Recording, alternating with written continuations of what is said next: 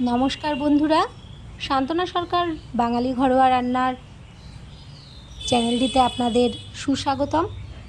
তো আজকে আমি নিয়ে চলে এসেছি পেঁয়াজ পোস্ত।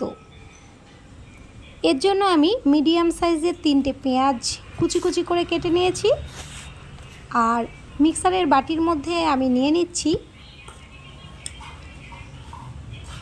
বড় চামচের 2 চামচ পোস্ত, আর নিয়ে নিচ্ছি 5-6টা কাঁচা লঙ্কা।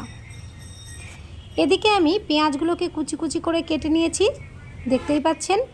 এর সঙ্গে নিয়ে নিয়েছি একটা মিডিয়াম সাইজের টমেটো কুচি।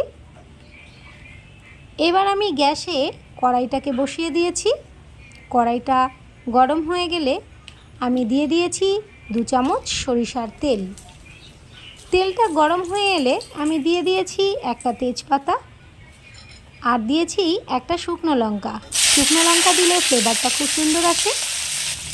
এবার আমি কেটে রাখা পেঁয়াজগুলো আর টমেটোটা কেটে রেখেছিলাম, এটাও আমি পেঁয়াজের সঙ্গে দিয়ে দিলাম কড়াইয়ের মধ্যে।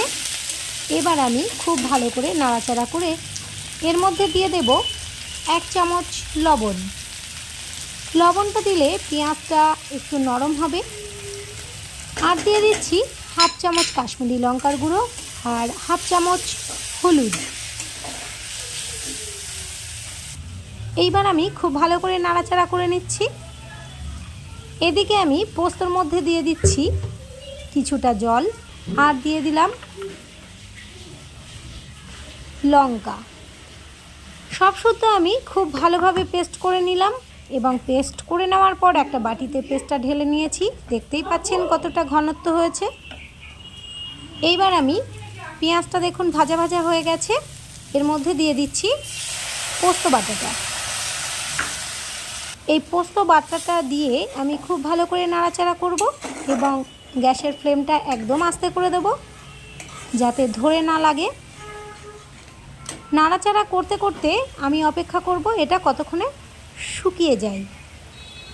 তো এর মধ্যে এবার আমি দিয়ে দিচ্ছি টি টেবিল চামচের 1 চামচ চিনি। চিনিটা দিলে টেস্টটা আরও দ্বিগুণ বেড়ে যায়। দেখুন একদম জল শুকিয়ে নিয়েছি, পুরো রেডি হয়ে গেছে। এবার আমি একটা প্লেটে নামিয়ে নিচ্ছি। আপনাদেরকে দেখাচ্ছি দেখুন কতটা শুকনো করে নামিয়েছি। এর ওপরে আমি একটু সর্ষের তেল দিয়ে দেব।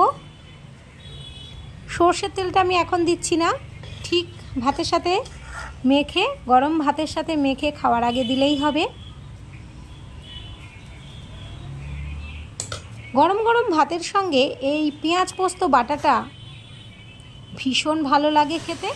অবশ্যই আপনারা ট্রাই করে দেখবেন, এবং যদি ভালো লাগে অবশ্যই করে একটা লাইক, কমেন্ট এবং শেয়ার করবেন। আমার চ্যানেলটাকে অবশ্যই আপনারা সাবস্ক্রাইব করবেন। একদম রেডি।